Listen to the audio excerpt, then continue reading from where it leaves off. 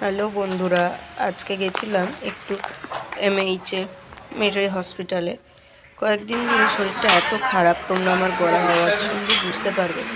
শরীরটা ভীষণ খারাপ যাচ্ছে, জানি না কবে সুস্থ হব।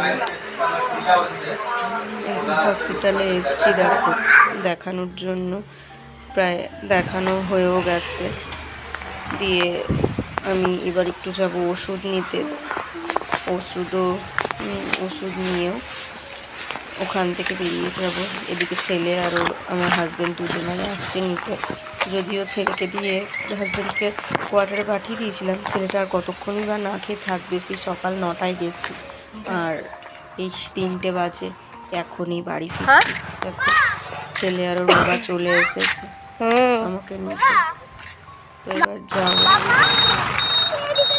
ওকে,